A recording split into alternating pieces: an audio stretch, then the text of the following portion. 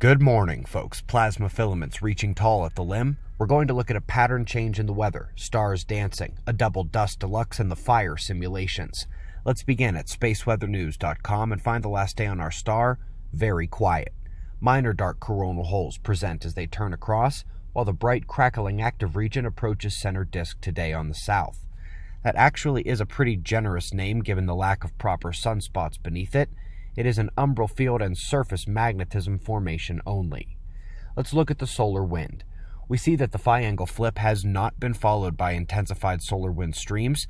Much of the coronal hole stream is indeed sailing too far south to hit Earth, and geomagnetic conditions do remain quiet.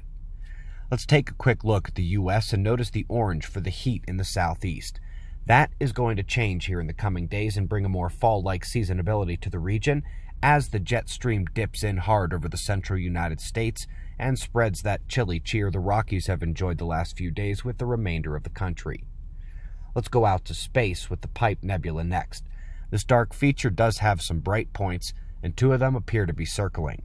Here is an animation of what they say is ongoing as these stars dance as they form, but I want you to notice the central region between the stars appears darker.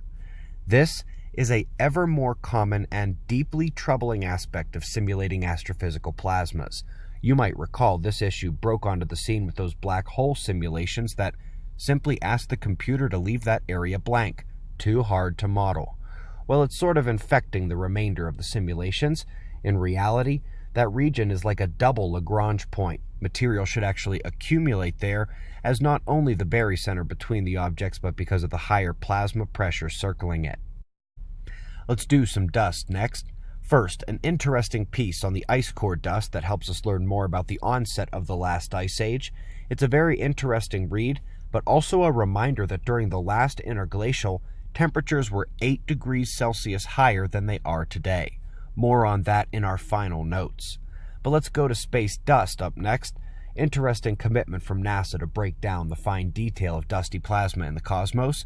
More importantly, the trashing of the old simplified models and the painstaking evaluation of the dust formation dynamics of all 92 naturally occurring elements, and then putting them all together at the scales of the cosmos. That is a big move. Now, let's have some fun. You are a particle here, and you are on a ride through and around a forming galaxy. Where do you end up?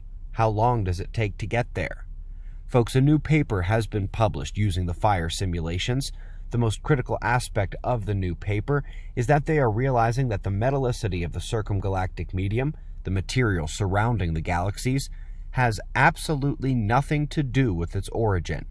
The plasma and gas and dust and everything else that coalesces in the cosmic web and feeds down onto the galaxies ends up going on such a crazy ride through those galaxies, often more than once, often filled with collisions and photoionization events, that they are determining most of all that what they thought they knew and had put into their presumptions simply doesn't work.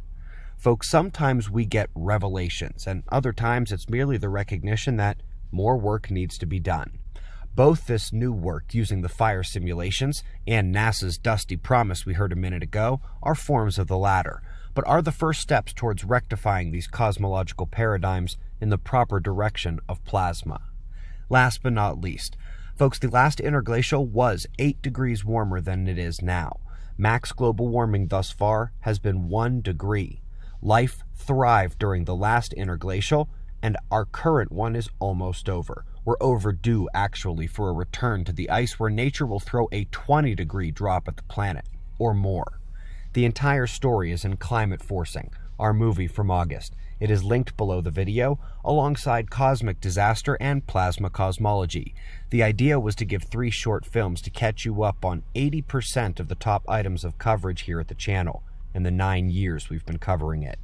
Website members, your Fly on the Wall podcast will actually occur tomorrow. We are on a 1-day delay due to a little bit of travel my wife and I are doing right now. We greatly appreciate your support.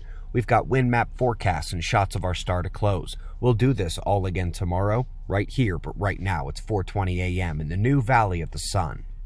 Eyes open, no fear. Be safe, everyone.